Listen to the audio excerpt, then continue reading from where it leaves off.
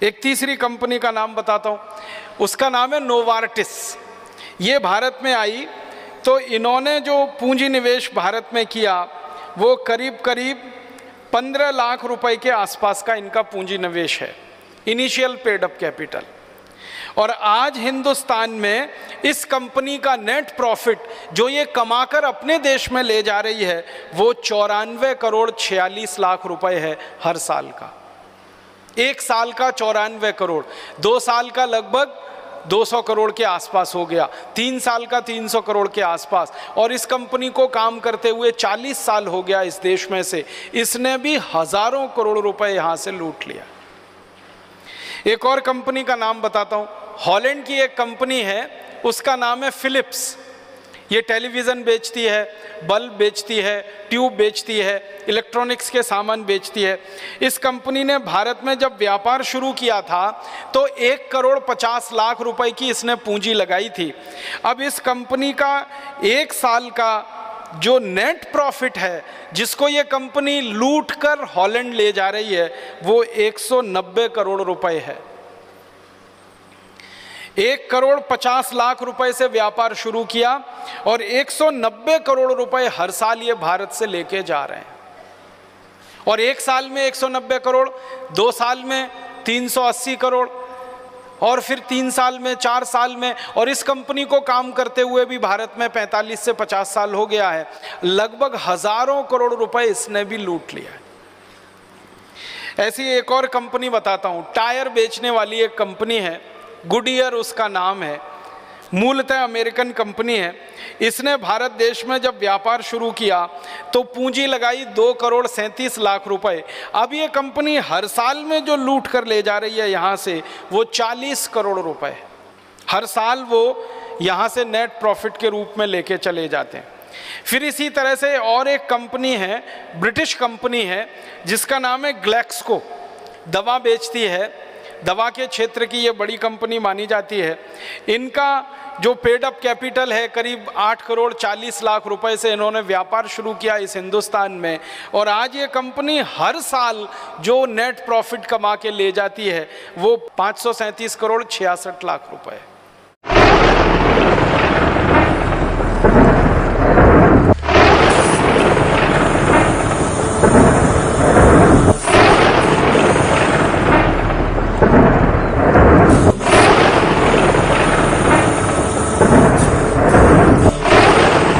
एक और कंपनी है, उसका नाम है फाइजर।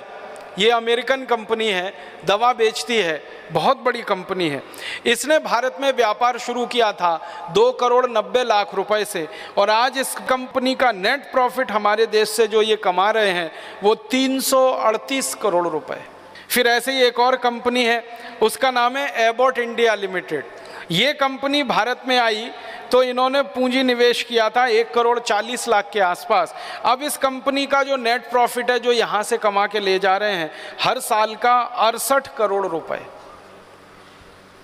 फिर और एक कंपनी है जो सिगरेट बेचती है हिंदुस्तान में सबसे ज़्यादा भारत में, और सिगरेट बेचकर हिंदुस्तान के लोगों के फेफड़े गलाती है, लोगों को व्यसन करवाती है। इस कंपनी का भारत देश में जो इनिशियल पेड अप कैपिटल है वो मात्र 37 करोड़ रुपए का है और इस कंपनी का एक साल का प्रॉफिट 3120 करोड़ रुपए का है, एक साल का प्रॉफिट।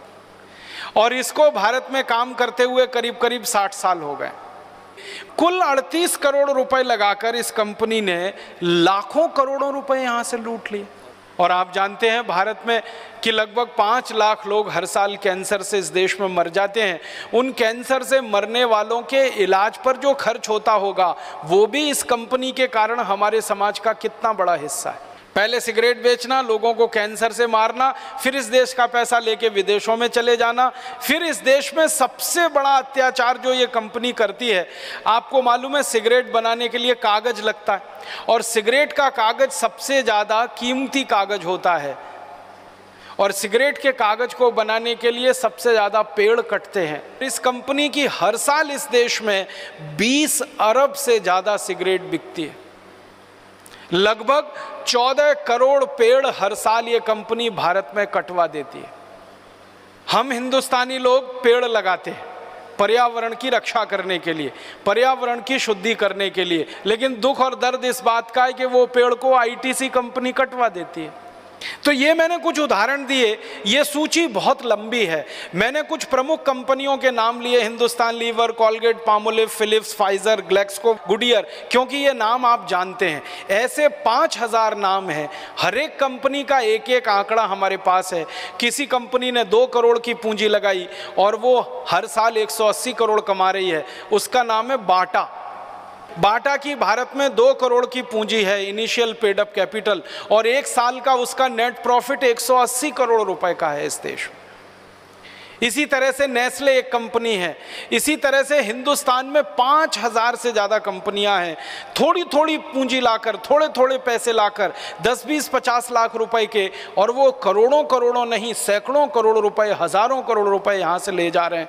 तो वास्तविकता ये है कि पूंजी विदेशों से भारत में नहीं आ रही है, भारत की पूंजी विदेशों में जा रही है। और यही कारण है कि जैसे जैसे विदेशी कंपनियां भारत में बढ़ रही हैं, भारत की गरीबी बढ़ती चली जा रही है। मैं आपको गरीबी के साथ इसको जोड़ के बताता हूं। अगर आप 1 मिनट के लिए ये मान लीजिए भारत सरकार का तर्क कि विदेशी कंपनियों के आने से पूंजी आती है, अगर हमारे देश में पूंजी बढ़ती है तो गरीबी कम होनी चाहिए, स्वाभाविक रूप है ना। लेकिन मैं आपको बताता हूं, 1947 में जब भारत आज़ाद हुआ, तब इस देश में एक विदेशी कंपनी को हमने भगाया था जिसका नाम था ईस्ट इंडिया। लेकिन 2 साल के बाद इस देश की सरकार ने 126 विदेशी कंपनियों को बुला लिया। अब उन 126 कंपनियों के आने के समय इस देश में गरीबों की संख्या थी लगभग 4.5 करोड़। सरकार के आंकड़े, सरकार कहती थी कि 1947-48 में गरीबों की संख्या लगभग 4.5 करोड़ के आसपास है। तो 4.5 करोड़ की गरीबों की संख्या थी जब 126 विदेशी कंपनियां भारत में आईं। अब हमारे देश में विदेशी कंपनियों की संख्या बढ़कर 5000 हो गई। आज़ादी के दूसरे ही साल में 126 कंपनियां, अब आज़ादी के 62-63 साल के बाद 5000 विदेशी कंपनियां। तो 126 कंपनियां जितनी पूंजी लाई, 5000 कंपनियां उससे ज़्यादा ही लाएंगी, तो इसका माने पूंजी और बढ़ जाएगी, तो गरीबी कम हो जाएगी। लेकिन भारत सरकार के ही आंकड़े हैं कि इस समय गरीबों की संख्या हमारे देश में है 84 करोड़। आज़ादी आई थी तो गरीबों की संख्या थी लगभग 4.5 करोड़। अब आज़ादी के 62 साल के बाद गरीबों की संख्या हो गई 84 करोड़। इसका माने गरीबों की संख्या में 21 गुना वृद्धि हुई है। इसका सीधा सा मतलब है कि हिंदुस्तान की लूट में बहुत ज़्यादा वृद्धि हुई होगी, इसलिए गरीबों की संख्या में वृद्धि हुई है। क्योंकि 5000 कंपनियों ने लूटा है इस देश को। पहले लूटती थी एक कंपनी ईस्ट इंडिया, तब हम गरीब हुए दुनिया में। अब लूटने वाली 5000 कंपनियां हैं, तो गरीबी बढ़ेगी ही, कम नहीं होने वाली। इसलिए हर साल इस देश में गरीबी बढ़ती है, क्योंकि पूंजी यहाँ से लूट कर विदेशों में जाती है, यहाँ पूंजी विदेशों से आती नहीं। अब एक दूसरा तर्क जो हमारी सरकार देती है, हमारी सरकार का दूसरा तर्क है कि जब भी विदेशी कंपनियां आती हैं तो हमारा एक्सपोर्ट बढ़ता है, निर्यात बढ़ता है। कोशिश की है हमने पिछले हिंदुस्तान के 62 साल के निर्यात के आंकड़े इकट्ठे करें, और वो निर्यात के आंकड़े हमें मिल गए।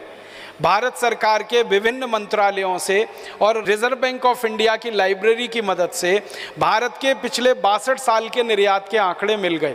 और पता ये चल रहा है कि जैसे जैसे विदेशी कंपनियां भारत में आ रही हैं, निर्यात हमारा कम हो रहा है।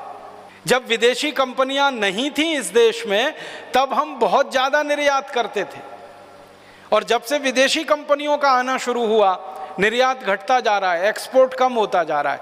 मैं आपको एक जानकारी दूं, हमारे देश में जब एक ही विदेशी कंपनी थी ईस्ट इंडिया, सिर्फ एक कंपनी थी अंग्रेजों की, उस समय सारी दुनिया में हम निर्यात करते थे। और हमारा निर्यात कितना होता था? सन 1813 से 1840 के बीच में अंग्रेजों की सरकार ने भारत का सर्वेक्षण कराए और कई सर्वेक्षण कराए, आर्थिक सर्वेक्षण कराए, शिक्षा का सर्वेक्षण कराया, चिकित्सा का सर्वेक्षण कराया, भारत के लोगों की सामाजिक स्थिति क्या है उसके सर्वेक्षण कराए।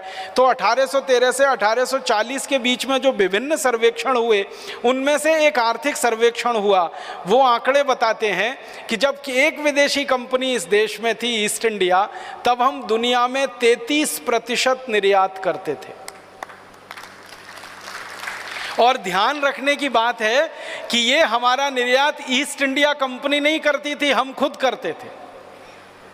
ईस्ट इंडिया कंपनी तो क्या करती थी, हमारे देश में आकर अपने देश का कुछ माल बेचते थे और जो वो बेचा हुआ माल है उसको संतुलित करने के लिए यहाँ से कुछ खरीद के अपने देश में ले जाते थे।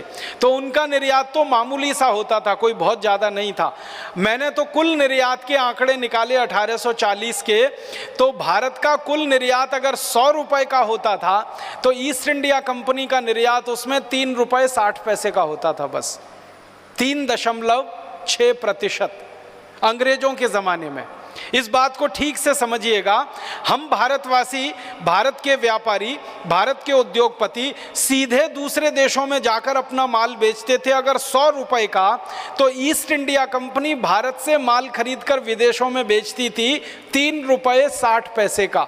माने हमारे कुल निर्यात का 3.6% निर्यात ईस्ट इंडिया कंपनी किया करती थी। ये थी हमारी आज़ादी के पहले की स्थिति जब एक कंपनी इस देश में थी। अब हमारे देश में कंपनियों की संख्या बढ़ के 5000 हो गई, तो क्या होना चाहिए, निर्यात बढ़ना चाहिए। पहले एक कंपनी इतना निर्यात करती है तो 5000 कंपनियों के द्वारा तो ज़्यादा निर्यात होना चाहिए। लेकिन आंकड़े बता रहे हैं कि हमारा निर्यात आज़ादी के पहले जितना ज़्यादा था, आज़ादी के 62 साल के बाद बहुत बहुत बहुत बहुत कम होता चला गया। अब मैं कुछ साल के हिसाब से बताता हूँ। हमारा निर्यात 33% था 1840 तक, फिर उसके बाद 1938 तक आते आते दुनिया के बाज़ार में हमारा निर्यात हो गया 4.5%। फिर 1950 के आते आते हमारा निर्यात हो गया 2.2%। फिर 1955 तक आते आते दुनिया में निर्यात हो गया 1.5%। फिर 1960 तक दुनिया में हमारा निर्यात हो गया 1.2%। फिर 1965 तक हमारा निर्यात हो गया 1%। फिर 1970 तक सारी दुनिया में हमारा निर्यात हो गया 0.7%। फिर 1975 तक हमारा निर्यात हो गया 0.5%। फिर 1980 में हमारा निर्यात हो गया 0.1%। फिर 1990 में हमारा निर्यात हो गया 0.05%। और फिर 1991 में हो गया 0.045%। फिर 92 में हो गया 0.042%। फिर 93 में 0.04। फिर 94 में 0.38। और ऐसे चलते चलते चलते अभी मैं 2008 और 9 की बात करूं तो दुनिया में हमारा निर्यात है अभी 0.5%। माने आधा प्रतिशत हमारा निर्यात है दुनिया के बाजार में। जब एक ईस्ट इंडिया कंपनी थी, हम अंग्रेजों के गुलाम थे, तब निर्यात था 33%। और अब 5000 विदेशी कंपनियां हैं, तब दुनिया के बाजार में हमारा निर्यात है 0.5%। आप बताइए निर्यात कम हुआ है या बढ़ा है? बहुत तेजी से कम हुआ है। इसका मतलब क्या है? इसका मतलब बहुत साफ है कि विदेशी कंपनियां भारत का निर्यात नहीं बढ़ाती हैं। तो क्या बढ़ाती हैं विदेशी कंपनियां? विदेशी कंपनियां उल्टा काम करती हैं, भारत में आकर भारत का आयात बढ़ाती हैं, इंपोर्ट बढ़ाती हैं।